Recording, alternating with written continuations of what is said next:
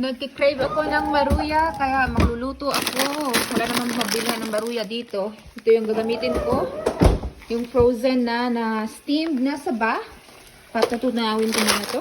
So, habang pinapatunaw ko yung saging, naghalo na ako dito ng 1 cup na harina, 3/4 cup na white sugar, at 1 teaspoon na baking powder. Now naman, ihahalo ko na yung isang itlog na binati ko na. Next is 1 cup ng evaporated milk. Ito lang kasi yung gatas na meron ako. Pwede din gumamit ng fresh milk. Tapos, halu-haluin lang natin hanggang maging smooth na yung ating mixture.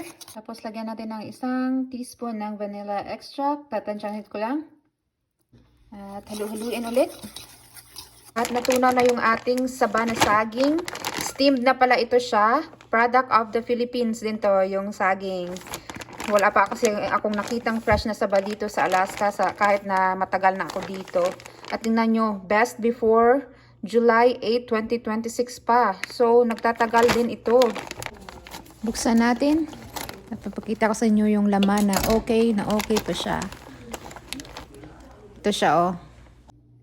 At ito na lahat yung saba na saging. Dudurugin ko lang ito lahat. Gamitan ko lang ng tinidor. Ito na siya. Hindi naman siya durog na durog. Ganun lang yung consistency at texture niya. Ihalo na natin yung ating saging sa ating mixture.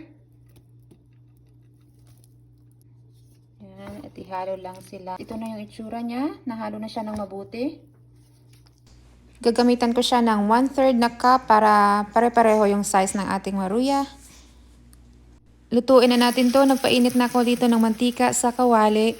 Bali, lutuin na natin siya sa low to medium heat. Tapos, i-flatten lang din natin gamit yung cup. Wisik-wisikan ng konting mantika sa ibabaw para mag-bind siya at hindi siya masira pag binaligtad natin. Ready na baliktarin yung isa. Baliktarin natin. Yan, luto na itong isa. So, hanguin na natin. Yan yung itsura niya. Yan, so naluto na lahat ng maruya. Ang last step natin ay ilagay natin siya sa asukal. Ang mixture na ginawa ko ay hindi siya masyadong matamis kasi dito natin kukunin yung tamis sa asukal na ibinubudbod natin.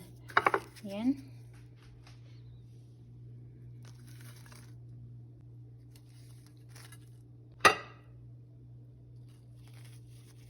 Ito na yung ating maruya. Tikman na natin. Buksan natin yung isa para makita nyo kung ano yung laman.